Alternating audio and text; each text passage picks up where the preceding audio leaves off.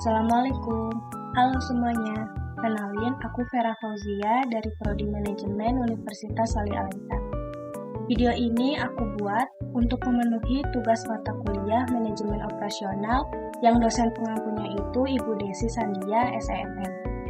Dan di video kali ini, aku bakal ngajak kalian semua untuk mengenal lebih dalam bagaimana Uniqlo menjaga kualitas produknya dengan sistem Total Quality Management atau TQM. Dan nanti juga kita bakal lihat apa aja sih produk dari Uniqlo itu, dan juga yang nantinya kalian bisa bikin opini bagaimana kualitas dan gaya dari Uniqlo-nya sendiri. Sebelum lanjut, kita harus tahu dulu dasar-dasar dari TQM. Kita harus tahu dulu nih, apa definisi dari TQM.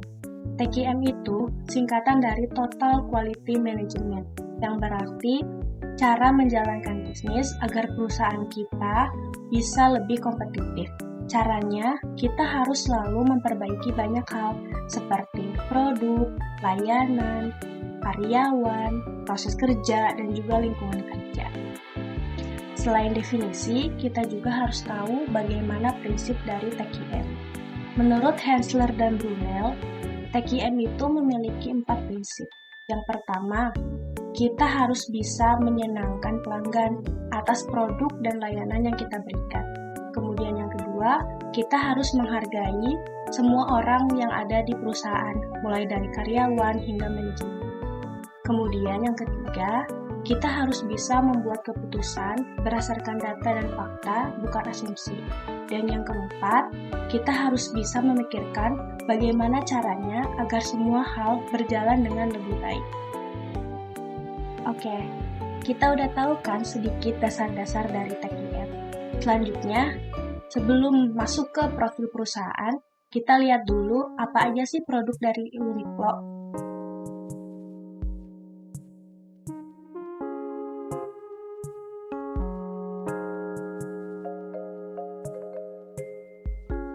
Kita lanjut ke profil perusahaan. Sebelum namanya Uniqlo, dulu itu bernama Ogori Shoji, yang artinya perusahaan dagang di kota Ogori, Jepang, pada tahun 1949. Yang sekarang itu lebih dikenal dengan kota Ube, Yamaguchi, Jepang. Uniqlo ini didirikan oleh Tadashi Yanai. Dan dulu itu Uniqlo hanya menjual pakaian tradisional pria. Kemudian, Uniqlo bertransformasi pada tahun 1984. Karena Tadashi Yanai itu membuka toko pertamanya di Hiroshima, Jepang. Tadashi Yanai membuka toko pertamanya ini bernama Unique Clothing Warehouse dan disingkat menjadi Uniqlo atau Unique Plus Clothing. Pada awalnya, Uniqlo memiliki konsep awal yaitu menjual pakaian casual dengan bahan yang nyaman, kualitas yang tinggi, dan juga harga yang terjangkau. Kemudian, perusahaan Uniqlo berkembang menjadi bagian dari Fast Retailing Co. Ltd yang merupakan perusahaan induk yang juga mengelola merek fashion lainnya. Dan juga perusahaan Uniqlo berekspansi internasional dengan membuka toko di negara-negara Asia, Amerika, dan juga Eropa sekitar akhir tahun 90-an dan juga awal 2000-an. Uniqlo ini memiliki filosofi dan konsep bisnis, yaitu menekankan konsep lifewear, yang artinya pakaian sederhana, nyaman, fungsional, berkualitas tinggi, dan juga cocok untuk semua kalangan. Tidak fokus pada tren fashion yang cepat, tapi juga lebih pada pakaian sehari-hari yang tahan lama dan juga universal. Karena Uniqlo ini bergerak di bidang fashion, jadi mereka ini melakukan 3 tahapan. Yang pertama, melakukan desain dan perencanaan yang dilakukannya itu di Jepang. Kemudian melakukan produksi yang menerapkan konsep outsourcing ke pabrik Asia. Dan yang ketiga itu distribusi dan penjualannya melalui toko fisik dan juga e-commerce. Visinya itu unlocking the power of clothing, yang artinya pakaian memiliki kekuatan untuk meningkatkan kualitas hidup manusia. Uniqlo ini memiliki 3 visi. Yang pertama, menyediakan produk yang berkualitas tinggi untuk semua, meningkatkan kehidupan sehari-hari melalui produk yang nyaman, fungsional, dan juga tahan lama. Lalu, Uniqlo menerapkan TQM-nya itu seperti apa?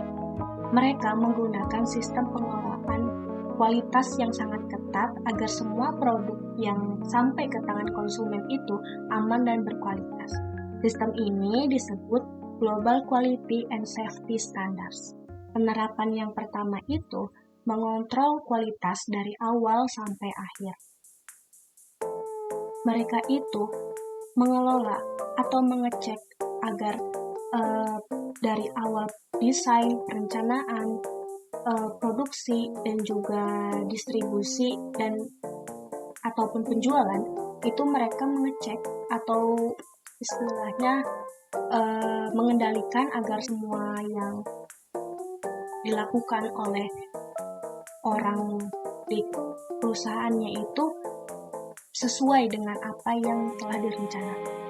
Tujuannya itu untuk mengurangi kesalahan dan agar memastikan kualitasnya itu tetap stabil. Kemudian yang kedua, penerapannya itu melalui pengujian bahan dan produk. Mereka melakukan pengujiannya itu di laboratorium. Yang pertama, mereka menguji ketahanan warna agar tidak mudah luntur. Yang kedua, ngecek apakah bahan kimia yang digunakan itu tidak merusak kulit. Dan yang ketiga, mereka mengecek juga apakah produknya itu ada benda berbahaya yang tertinggal seperti jarum dan lain. Penerapan yang ketiga, pelatihan dan pendampingan produk. Jadi Uniqlo ini memiliki tim khusus yang bernama Takumi Team. Jadi mereka itu membantu pabrik di berbagai negara untuk meningkatkan kualitas produknya dan menyelesaikan masalah kualitas. Jadi biar semua produknya itu memiliki standar kerja yang sama. Kemudian penerapan TQM yang keempat itu mereka menerima masukan dan juga memperbaiki. Jadi kalau misalnya bila konsumen memiliki keluhan, mereka bisa memberikan saran dan kritik kepada Uniqlo dan Uniqlo akan memprosesnya, kemudian mereka akan memperbaiki atau si produknya itu ditarik kembali yang bernama recall. Penerapan TQM yang kelima itu audit dan pemeriksaan rutin. Jadi Uniqlo itu nggak cuman ngandelin pihak internal, tapi juga mereka mengandalkan pihak ketiga agar pengecekan produknya itu lebih objektif. Dari kelima penerapan TQM tadi punya dampak bagi konsumen. Yang pertama, produk lebih aman karena tadi itu ada pengujian secara ketat. Jadi resiko alergi, iritasi kulit, atau bahaya fisiknya itu sangat kecil sekali. Kemudian yang kedua, kualitasnya juga lebih konsisten karena ukurannya lebih stabil, lebih tahan lama, dan juga jahitannya rapi atau tidak mudah rusak. Jadi mereka itu benar-benar standar dalam memproduksi produknya karena memiliki Takumi Team. Ketiga, dampaknya itu bagi konsumennya sendiri lebih percaya pada merek karena tadi itu saran dan kritik dari konsumennya didengar oleh pihak Uniqlo. Jadi mereka itu tidak berhenti di kritik dan sarannya saja, tapi mereka mendapatkan kelanjutan dari pihak Uniqlo-nya, yaitu recall kalau misalnya ada masalah atau melakukan perbaikan. Kemudian harganya juga sebanding dengan kualitas.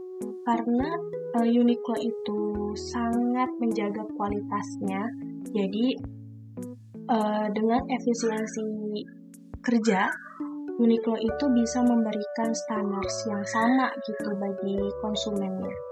Dan juga tidak merugikan konsumen karena harga yang dikeluarkan oleh konsumen itu sebanding dengan apa yang diberikan oleh produsen. Karena kritik dan sarannya itu didengar oleh si pihak Uniqlo-nya, jadi konsumen itu merasa nyaman untuk belanja di Uniqlo karena seakan dilibatkan apabila mereka itu memiliki keluhan. This is what it looks like through a $40 Uniqlo lightweight sweater, and this is what it looks like through a $400 lightweight luxury sweater. Uniqlo is one of the most popular brands in the world. How good are they actually? Quality control gets an A. Sewing, fine. What we really need to focus on is raw materials. That is what is important. Uniqlo's cotton is not the softest, strongest, or shiniest because it's a short staple cotton, but they can use a lot of it so they can make heavy, higher quality garments. Wool, on the other hand, is much more expensive, so Uniqlo has to make thinner, finer products with a lower quality wool. To make up for all of that, they process their wool a lot, and most notably, they superwash it, which in short makes your wool washable and softer, but at the same time, most likely coats it in plastic, is not that good for the environment, and you do lose a lot of natural properties of wool. Although there are studies saying it's not that bad. And then we have synthetics, where Uniqlo can flex and go Super Saiyan. I'm not a huge fan of synthetics, but Uniqlo synthetics will feel great in the hand, they'll be heavier, the performance wear is really good, and really you'll have nothing to complain about with Uniqlo's synthetic pieces. They are high quality for what they are. If you like getting really nerdy about fashion and fabrics, you should follow the channel. Jadi kesimpulan dari TQM Uniqlo ini, Uniqlo berhasil menjaga kualitas produknya melalui penerapan TQM yang ketat, mulai dari bahan-bahan, proses produksi, pengecekan akhir, hingga sistem feedbacknya itu diurus atau dikelola dengan baik agar pelanggannya itu merasa puas. Kemudian semua itu dilakukan secara sistematis untuk memastikan produknya itu aman, nyaman, dan juga konsisten. Hasilnya, konsumen itu memiliki kepuasan yang tinggi karena kualitas, ukuran yang stabil, desain yang mudah dipadukan, dan juga pengalaman belanja yang menyenangkan. Jadi, TQM itu bukan hanya teori, tapi juga terlihat nyata dari produk Uniqlo yang nyaman, stylish, dan juga dapat diandalkan setiap hari. Oke, sekian video kali ini. Semoga kalian semua kenal lebih dalam sama Uniqlo dan bisa rasain sendiri gimana sih produk dan juga kualitas dari Uniqlo-nya sendiri. Sampai jumpa. Wassalamualaikum warahmatullahi wabarakatuh. Bye-bye.